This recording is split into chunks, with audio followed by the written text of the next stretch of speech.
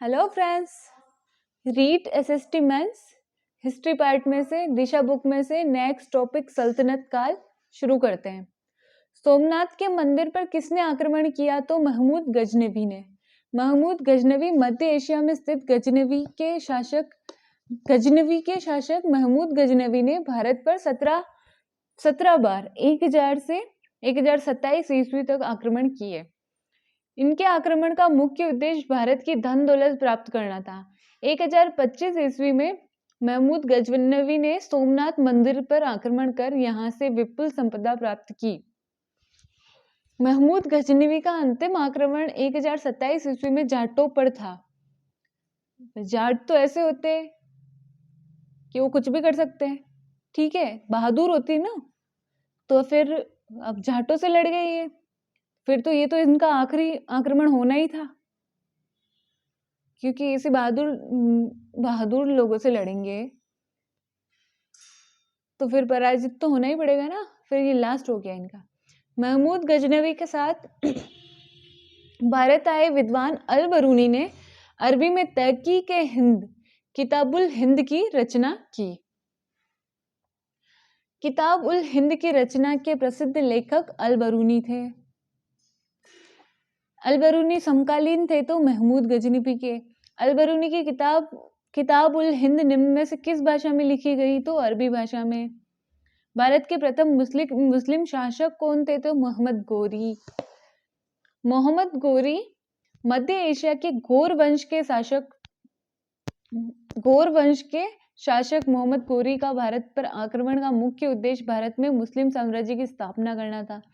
अपने भारत अभियान में 1178 ईस्वी में गुजरात के भीमदेव द्वितीय से तथा 1191 ईस्वी के तराइन के प्रथम युद्ध में पृथ्वीराज चौहान से मोहम्मद गोरी पराजित हुआ। इन्होंने तराइन के द्वितीय युद्ध 1192 ईस्वी में पृथ्वीराज चौहान को पराजित किया। 1206 ईस्वी में जब मोहम्मद गोरी पंजाब के खोकर विद्रोह को दबाकर वापस लौट रहे थे तो झेलम के किनारे एक खोकर ने इनकी हत्या कर दी। नीचे दिए गए दिल्ली के सुल्तानों के वंश को कालानुक्रम में व्यवस्थित करना है, तो डायरेक्ट ये देखते हैं सल्तनत के प्रमुख राजवंश।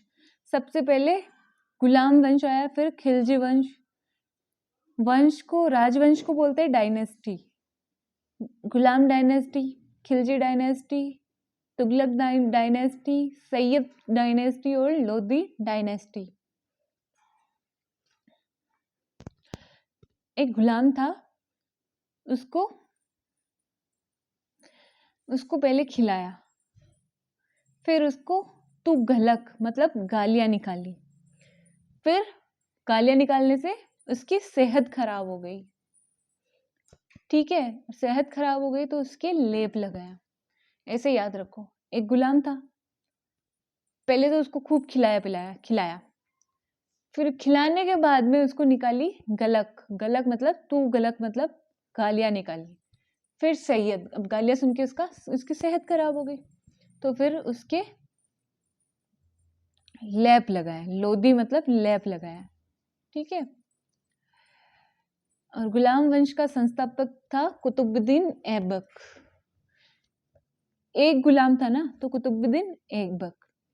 जलालुद्दीन खिलजी, खिलाया उसको कैसा? जला हुआ खिलाया, तो जलालुद्दीन खिलजी। तुगलक, गलक, गालियां निकाली उसको, गयासुद्दीन तुगलक। गालियों में क्या कहा? गधा कहा, तो गयासुद्दीन तुगलक। उसकी सेहत खराब हो गई तो सैयद, जैसे किसी ने खंजर मार दिया तो खिज्र खां, सैयद खिज्र खां। लोधी मतलब लेप लगाया, कैसा लेप लगाया? बहलोद लोधी, बहुत सारा लेप लगाया तो बहलोद लोधी। तो गुलाम वंश का ऐबक एक गुलाम था, जलालुद्दीन जला हुआ खाना खिलाया, जलालुद्दीन खिलजी। गयासुद्दीन तुगलक, गलक मतलब गालियां निकाली, गया मतलब गधा वाली। सेहत खराब हो गई, जैसे किसी ने खंजर घोंप दिया। लोधी, लेप लगाया, वो भी बहुत सारा। गुलाम वंश का समय क्या था? 1206 से 1290, 84 ईयर्स चला। खिलजी वंश का था 1290 से 1320, ये चला सिर्फ 30 साल। तुगलक 1320 से 1414, है ना, 1414, तो ये चला 94 ईयर्स। सैयद 1414 से 1451, ठीक है, 1414 से 1451, तो ये चला अपने शायद 37 ईयर्स। लोधी वंश 1451 से 1526, ये भी अच्छा खासा चला। तो 1200 में तो थे गुलाम वंश और गुलाम के बाद में खिलजी वंश। 1300 में एक ही वंश था, तुगलक। 13 से तुगलक, 13 और तुगलक। सैयद वंश था फिर, और उसके बाद में लोधी वंश था 14 में। 2 12 में, 1 13 में, 2 14 में। खिलजी राजवंश का शासन निम्न में से, खिलजी राजवंश का शासक रहा तो 1200 में रहा था ना, तो 1290 से 1320, ठीक है। दिल्ली सल्तनत की राजधानी क्या थी जहां से कुतुबुद्दीन ऐबक ने शासन का संचालन किया? तो लाहौर थी। कुतुबुद्दीन ऐबक लाख बख्श, उसको कुतुबुद्दीन ऐबक को लाख बख्श भी कहते हैं।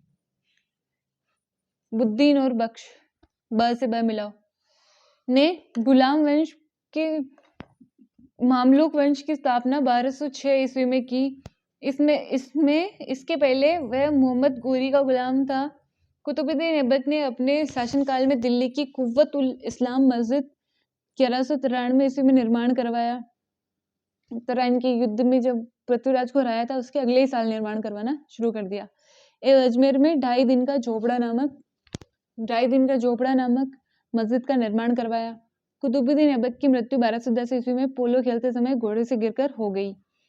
इसे लाहौर सल्तनत की राजधानी में दफनाया। लाहौर जो कि सल्तनत की राजधानी थी, दिल्ली सल्तनत की। कुव्वत उल इस्लाम मस्जिद का निर्माण कराया गया तो कुतुबुद्दीन ऐबक ने। ये कुव्वत और ये कुतुबुद्दीन का निम्नलिखित में से किस शासक का कार्यकाल 4 वर्ष का लगभग था? 4 वर्ष के लगभग कुतुबुद्दीन ऐबक का था। दिल्ली की वह मध्यकालीन शासक कौन था जो मूलतः तुर्की से था और जिसकी मौत पोलो, जिसे भारत में चौगान के नाम से जाना जाता है, खेलते वक्त घोड़े से गिरने के कारण हुई थी? तो कुतुबुद्दीन ऐबक के कारण। एक ही जने की ऐसी मौत हुई, वो है ऐबक की। 2.5 दिन का झोपड़ा किस राज्य में स्थित है? तो वो है राजस्थान में, अजमेर में ना। दिल्ली में कौन सा ऐतिहासिक स्मारक भारतीय तथा फारसी वास्तुकला शैली में बना हुआ है? तो कुतुब मीनार। किसके शासनकाल में चंगेज खान सिंधु नदी के तट पर आया था? तो इल्तुतमिश। चंगेज, इल्तुत। चंगेज भी ऐसा लग रहा है जैसे छोटा सा वर्ड है, और इल्तुत भी ऐसा लग रहा है जैसे छोटा सा वर्ड है। भारत की प्रथम महिला शासिका कौन थी? तो वो थी रजिया सुल्तान। रजिया सुल्तान इल्तुतमिश की बेटी थी। इसने 1236 से 1240 ईस्वी तक दिल्ली में शासन किया। गुलाम वंश की शासिका रजिया सुल्तान उत्तर भारत की प्रथम मुस्लिम महिला शासिका थी। रजिया ने पर्दा प्रथा त्याग कर पुरुषों की तरह चोगा और कुलाह पहनकर राज दरबार में खुले मुंह से जाती थी। रजिया ने मलिक जमालुद्दीन याकूत को अमीर आखुर नियुक्त किया। रजिया का विवाह अल्तुनिया के साथ हुआ था। इसकी हत्या 14 अक्टूबर 1240 ईस्वी को डाकुओं के द्वारा कैथल के पास कर दी गई थी। सुल्तान रजिया बेगम के पिता कौन थे? तो इल्तुतमिश थे। ऐबक मत कर देना गलती से, इल्तुतमिश थे। वो रजिया सुल्तान को किशमिश खिलाते थे, मिश। रजिया सुल्तान का काल कितने वर्ष का था? तो 4 साल का था, और ऐबक का भी 4 साल का था, पर ये इल्तुतमिश की पुत्री थी। रजिया सुल्तान को किस वर्ष गद्दी से हटाया गया? तो 1240 में, जब उसके पति की मृत्यु हो गई थी तब हटा दिया गया था। तुर्कान चिहलगानी को समाप्त किसने किया? तो बलबन ने।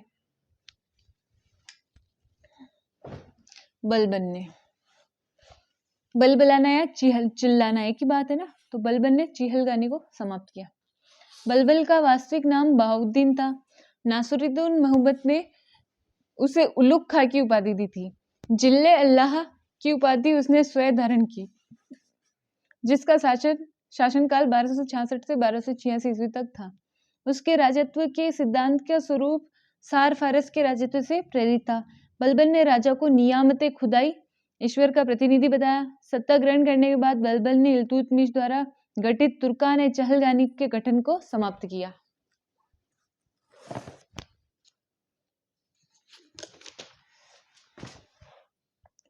कथन और कारण देखना है। बलबल ने राजत्व के सिद्धांत का प्रतिपादन किया, तो ये तो सही है, बलबल ने किया था राजत्व सिद्धांत का प्रतिपादन। उसने ताज की प्रतिष्ठा स्थापित की, तो ये भी सही है।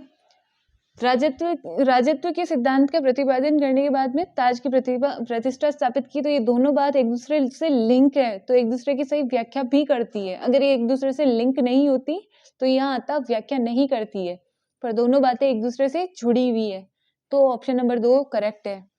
कौन सा सुल्तान मामलुक सुल्तान नहीं था?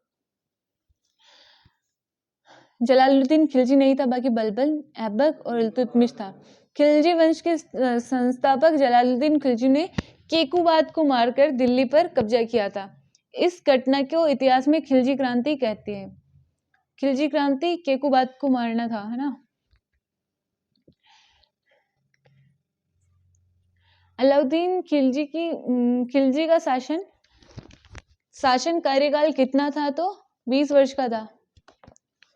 अलाउद्दीन खिलजी का 20 वर्ष का था। अलाउद्दीन खिलजी 1296 से 1316 ईस्वी तक अलाउद्दीन खिलजी ने अपना चाचा जलालुद्दीन खिलजी की हत्या 12 जून 1296 ईस्वी में कर दी थी।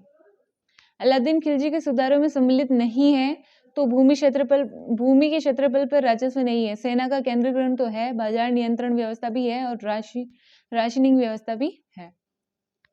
अलाउद्दीन खिलजी के शासनकाल की महत्वपूर्ण घटना बाजार व्यवस्था थी, जिसके अंतर्गत बाजार की प्रत्येक वस्तु का मूल्य निर्धारित किया गया। ये व्यवस्था इतनी विशाल सेना 4,75,000 स्थायी सैनिक के लिए जरूरी थी। कौन सा अधिकारी अलाउद्दीन खिलजी की बाजार नियंत्रण प्रणाली से संबंधित है?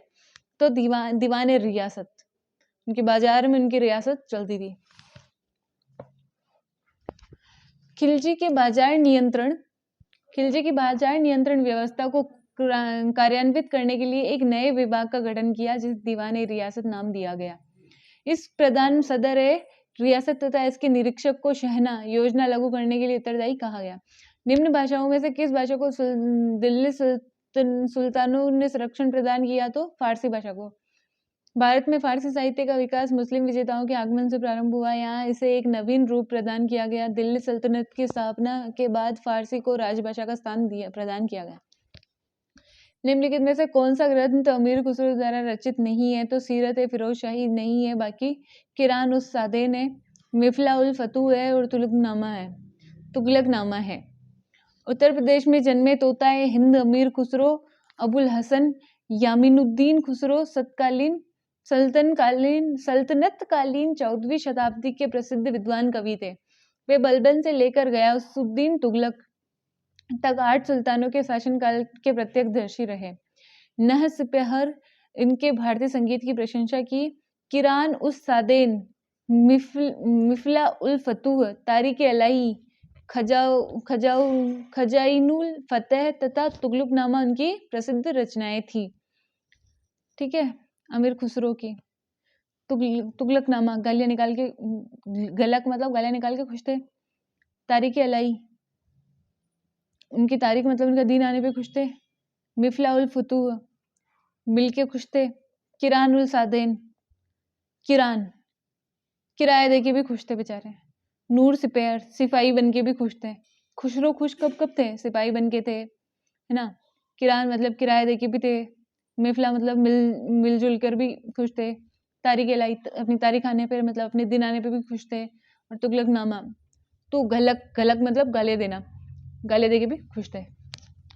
निम्नलिखित में से कौन 14वीं शताब्दी का एक प्रसिद्ध कवि है? तो अमीर खुसरो। अमीर खुसरो द्वारा किस संगीत यंत्र का इस्तेमाल किया गया? तो सितार, है ना। स और ये स, सितार, सरो, खुसरो सितार। अमीर खुसरो ईरानी अरबी रागों का आविष्कार किया और सर्वप्रथम कव्वाली का प्रयोग किया। कव्वाली अमीर खुसरो ने खुश होकर बहुत कव्वालियां गाई, तो आज भी बहुत कव्वालियां प्रचलित है। संगीत यंत्रों तबला या सितार आदि का प्रचलन अमीर खुसरो ने ही किया, सितार का भी किया और तबला का भी किया। ठीक है, सरो, सितार और तबला का भी किया उन्होंने। ठीक है, नई फारसी काव्य शैली सबक ए हिंदी अथवा हिंदुस्तानी शैली के जन्मदाता कौन थे? तो अमीर खुसरो। नई फारसी काव्य शैली सबक ए हिंदी ने हिंदुस्तानी शैली के जन्मदाता और ख्याल गायकी शैली के जन्मदाता अमीर खुसरो को माना जाता है। उनका कहना था कि नफ्ज़े हिंदी अस्त्र आज फारसी कम, अर्थात हिंदी का शब्द फारसी से कम नहीं है। भारत में ख्याल गायकी शैली प्रारंभ करने का श्रेय किसको जाता है? तो अमीर खुसरो को। सल्तनत काल में दीवान कोई विभाग की स्थापना किसने की? तो मोहम्मद तुगलक ने। मोहम्मद बिन तुगलक ने कृषि की उन्नति के लिए नए विभाग दीवान कोई की स्थापना की। इस विभाग का मुख्य कार्य कृषकों को प्रत्यक्ष सहायता देकर आर्थिक भूमि कृषि कार्य के अधीन लाना था। दिल्ली के किस सुल्तान ने कुछ आज की कागजी मुद्रा की तरह टोकन मुद्रा चलाई दी थी? मोहम्मद बिन तुगलक। तू गलक, ये उस जमाने में गाली निकालता था। तू गलक, गलक मतलब गाली निकालना, तो ये मुद्रा तो चला ही सकता है। सांकेतिक मुद्रा का प्रचलन 1329 से 30 ईस्वी में मोहम्मद तुगलक ने चांदी के सिक्कों, टंका की जगह पीतल या तांबे के सिक्के जीतल ढलवाए। पीतल या चांदी के सिक्कों को जीतल कहते हैं, और आदेश जारी किया कि उनका मूल्य चांदी के सिक्कों के बराबर माना जाए। सिक्कों पर विशेष सरकारी पहचान न होने के कारण बाजार में नकली सिक्कों की बाढ़ आ गई। मजबूर होकर मोहम्मद तुगलक को नकली तांबे व पीतल के सिक्कों के बदले सोने व चांदी के सिक्के देने पड़े। निम्नलिखित में से कौन सा एक स्थान दिल्ली सल्तनत की अल्पकालीन राजधानी था? तो देवगिरी है। मोहम्मद बिन तुगलक ने अपनी राजधानी दिल्ली से दौलताबाद देवगिरी बनाई 1326 से 27 ईस्वी में। ठीक है, लेकिन राजधानी परिवर्तन में हुई असुविधा व अराजकता के कारण वापस इन्हें दिल्ली को राजधानी बनाना पड़ा। सुल्तान को उसकी प्रजा और प्रजा को सुल्तान से मुक्ति मिल गई, ये कथन किस शासक के लिए है? तो मोहम्मद तुगलक। ये है ही गलत, तो ऐसे गलत है ये, तो ऐसे तो इनके लिए आना ही था। दिल्ली के सुल्तानों में सबसे अधिक विशाल साम्राज्य मोहम्मद तुगलक का था। जो गलत होते हैं उनके विशाल साम्राज्य बनते हैं आजकल। गुजरात के अमीर तागी के विद्रोह को दबाते समय 1351 ईस्वी में इनका निधन हो गया। इतिहासकार बदायूनी की इस संदर्भ में प्रसिद्ध उक्ति है कि सुल्तान को अपनी प्रजा और प्रजा को अपने सुल्तान से मुक्ति मिल गई। ये किसने बोला? तो बदायूनी ने बोला। बदायूं ने तुगलक को बदुआ दे दी, क्योंकि ये गलत था, गले निकालता था इसीलिए। रेहला नामक पुस्तक किस शासन के समय की घटनाओं का विवरण है? तो रेहला मोहम्मद बिन तुगलक। रेल है ना, ट्रेन, रेल उसके अंदर भी जा रहा है तो भी गले निकालते हुए। ये सिर्फ ट्रिक है याद करवाने के लिए, अन्यथा नहीं लीजिएगा। रेला तुगलक। इब्न बतूता 1333 से 1347 मोरक्को मूल अफ्रीकी यात्री था। ये मोहम्मद बिन तुगलक के कार्यकाल में 1325 से 51 में भारत आया। मोहम्मद बिन तुगलक ने इसे दिल्ली का काजी नियुक्त किया। बाद में 1342 ईस्वी में उसे सुल्तान का राजदूत बनाकर चीन भेज दिया गया।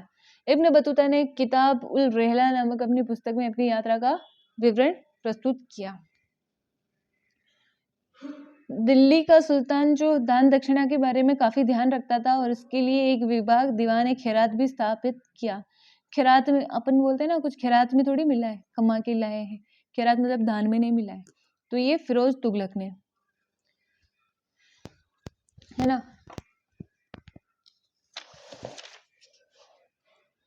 फिरोज शाह तुगलक संतों और धार्मिक व्यक्तियों की जागीर संपत्ति दान करता था।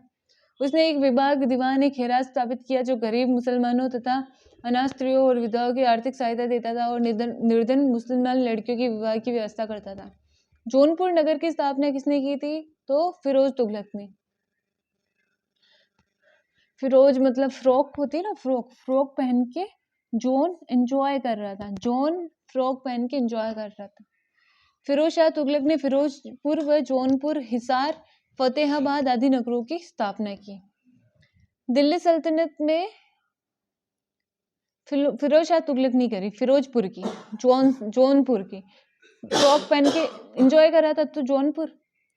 और हिसार, वो फ्रॉक का हिसाब भी रखता था कि उसके पास में कितनी फ्रॉक्स है।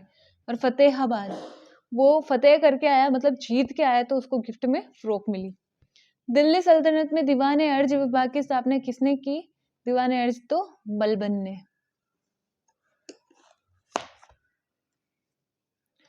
वो किस, दिल्ली बलबन जो है ना, कुछ अर्ज कर रहा था, तो अर्ज मतलब शायरी अर्ज कर रहा था, तो ऐसे शायरी अर्ज में कुछ मिठास नहीं आ रही थी, ऐसे लग रहा था जैसे कुछ बलबला रहा हो, बुदबुदा रहा हो। बलबल ने पहली बार दीवान आरिज सैन्य विभाग का गठन कर इमादुल मुल्क की आरिज ए मुमालिक बनाया तथा उसे रावत ए अर्ज की उपाधि थी। आरिज ए मुमालिक किस विभाग का प्रधान कहलाता है? तो ये दीवान आरिज का, आरिज मुमालिक दीवान आरिज, ये क्या था? सैन्य विभाग था। आरिज, आरिज क्या है? सैन्य विभाग है। बलबन को नाइब ए मुमालिक का पद किस शासक के शासनकाल में प्राप्त हुआ? तो नासिरुद्दीन मोहम्मद के। नाइब नासिरुद्दीन। राजवंश जो अलाउद्दीन के आक्रमण के समय देवगिरी पर शासन कर रहा था, देवगिरी पे यादव, देव को तो सभी याद करते हैं ना, देवगिरी पर यादव राजवंश, सुमलिखित करना है तो है दीवान अर्ज। दीवान अर्ज क्या है? सेना विभाग से संबंधित अर्ज। और दीवान रिसालत, दीवान रिसालत क्या है? धार्मिक मुद्दों से संबंधित, धार्मिक मुद्दे से संबंधित को क्या बोलते हैं? दीवान रिसालत। दीवान इंशा, इंशा क्या है? सरकारी पत्राचार से संबंधित। दीवान वजारत, वजारत क्या है? वित्तीय मामलों से संबंधित। दीवान विजारत एक वजीर विभाग था जो वित्त संबंधित कार्य व लोक प्रशासन के प्रत्येक विभाग पर नियंत्रण रखता था। दीवान आरिज या अर्ज एक सैन्य विभाग था जो सैनिकों की भर्ती, सैनिक अभियानों का आयोजन, वेतन और सैन्य निरीक्षण करता था। दीवान रिसालत एक विभाग था जो विदेशी संपर्क और कार्य और यही धार्मिक कार्यों से संबंधित था। दीवान इंशा एक पत्राचार विभाग था जिसे शाही घोषणाओं एवं पत्रों के मसवीदे तैयार करना और शासकीय घोषणाओं को जारी करना होता था। दिल्ली सल्तनत की व्यवस्था में दीवान आरिज विभाग का संबंध किस कार्य से था? तो सेना से। कुतुब मीनार की मरम्मत किस शासक द्वारा नहीं कराई गई? तो कुतुबुद्दीन ऐबक ने तो कराई, फिरोज शाह तुगलक ने भी कराई, इल्तुतमिश ने भी कराई और इमरान लोदी इसने नहीं कराई। कुतुब मीनार का निर्माण कुतुबुद्दीन ऐबक ने आरंभ कराया और सुल्तान इल्तुतमिश के काल में इसका निर्माण कार्य पूरा हुआ। प्रसिद्ध सूफी ख्वाजा कुतुबुद्दीन बख्तियार काकी के नाम पर इसका नाम कुतुब मीनार रखा गया, ना कि कोई कुतुबुद्दीन ऐबक के नाम पर, काकी के नाम पर रखा गया। ये गोलाकार और पंचमंजिली इमारत थी। फिरोज शाह तुगलक के शासनकाल में इसे चौथी मंजिल को काफी हानि पहुंची थी, जिस पर फिरोज ने चौथी मंजिल के स्थान पर 2 और मंजिलों का निर्माण कराया था। ठीक है, इस प्रकार कुतुब मीनार में 4 मंजिलों के स्थान पर 5 मंजिलें बन गई जो आज भी विद्यमान है। स्टार्टिंग में तो 4 मंजिलें थी, पर चौथी मंजिल पे पहले हानि हो गई, तो फिरोज शाह तुगलक ने उसकी जगह पे वो तो 1 मंजिल को हानि हुई थी, उसने 2 मंजिलें और बना दी, तो आज भी वहां पे 5 मंजिलें हैं, पर स्टार्टिंग में तो 4 मंजिलें थी जो आज भी विद्यमान है। सुल्तान इब्राहिम लोदी ने कुतुब मीनार के निर्माण में कोई योगदान नहीं दिया। ठीक है, कोई लैप नहीं लगाया इब्राहिम लोदी ने।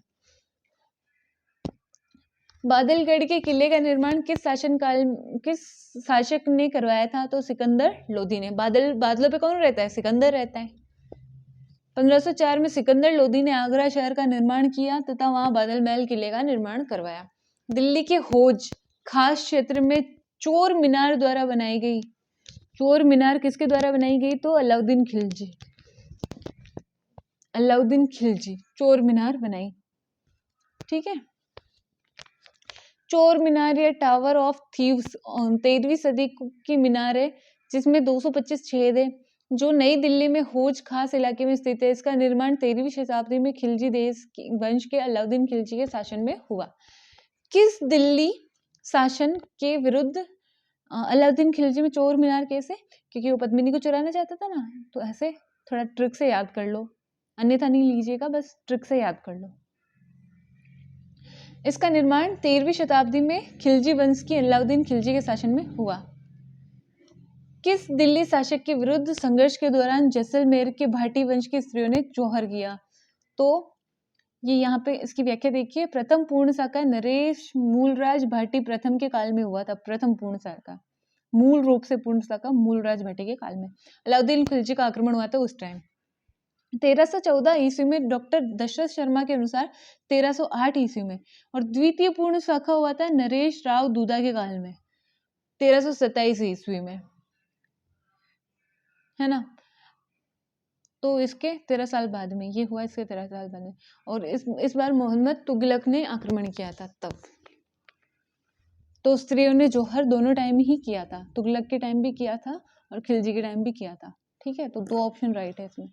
सुमलिखित नहीं है जो देखना है तो नीचे से स्टार्ट करते हैं। जौनपुर नगर फिरोज शाह तुगलक, तो सही है, फ्रॉक पहन के जौन एंजॉय कर रहा है। सिरी नगर अलाउद्दीन खिलजी, अलाउद्दीन खिलजी सिरी, सही है। बदायूं की जामा मस्जिद इल्तुतमिश, तो सही है। खोजे खास मोहम्मद बिन तुगलक, नहीं ये गलत है, ये अलाउद्दीन खिलजी ने करवाया था। खोजे खास दिल्ली के शहर का एक क्षेत्र है जिसे अलाउद्दीन खिलजी के द्वारा स्थापित करवाया गया था। सल्तनत काल में सोनधर क्या था? कृषि विकास हेतु किसानों को दिए जाने वाला ऋण। सुमलिखित करना है तो मेहराब की निचली सतह पर कमल कली की झालर, इसको खिलजी ने बनवाया, खिलजी के समय। ये वास्तुशैली खिलजी राजवंश से संबंधित है। अष्टभुजीय मकबरों का उदय कहाँ हुआ? तो कौन से राजवंश में? तो तुगलक राजवंश में। अष्टभुजीय, ये 4 शब्द है, और अष्टभुजीय मकबरा है। और कमल कली ये खिलजी। स्तंभों की बोधिगोई का प्रयोग, स्तंभों की बोधिगोई का प्रयोग विजयनगर में। बोधिगोई, जैसे ऐसे लग रहा है जैसे बुद्धि गई, किसकी? विजय की। विजय नाम का एक लड़का है जिसकी बुद्धि गई, ब और व। झुकी हुई दीवारों के साथ विशाल मुख्य द्वार, तो ये है शर्की। कौन सा युग में सुमलिखित नहीं है? तो चांद बीबी अवध की थी, नहीं ये गलत है, चांद बीबी अवध की नहीं थी। बहादुर शाह गुजरात के थे, तो सही है। बाज बहादुर मालवा के थे, बाज के पास में बहुत माल है। रजिया सुल्तान दिल्ली की थी, सही है। मोट की मस्जिद का निर्माण किसके शासनकाल के दौरान किया गया? तो सिकंदर लोधी। ठीक है। इक्ता प्रथा को संस्थानिक दर्जा किसने दिया? तो इल्तुतमिश। इक्ता और इल्तुतमिश। भारत में इक्ता व्यवस्था की शुरुआत इल्तुतमिश ने की थी। यह हस्तांतरणीय लगान अधिन्यास था। ये भूमि का एक विशेष खंड होता था जो सैनिक या सैनिक अधिकारी को प्रदान किया जाता था, किंतु वे इस भूभाग के मालिक नहीं होते थे, वे केवल लगान का ही उपभोग कर सकते थे।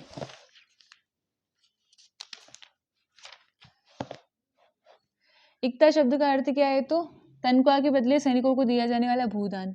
आगरा नगर की स्थापना किसने की थी? सिकंदर लोधी ने। लोधी वंश के सर्वश्रेष्ठ शासक सिकंदर लोधी ने 1504 ईस्वी में यमुना नदी पर आगरा की स्थापना की और दिल्ली के स्थान पर आगरा को राजधानी बनाया। दिल्ली के शासन करने वाले निम्न गुलाम वंश शासकों का कालक्रमानुसार सही क्रम कौन सा है? तो सबसे पहले इल्तुतमिश, सबसे पहले इल्तुतमिश, फिर रजिया, फिर नासिरुद्दीन, फिर बलबन।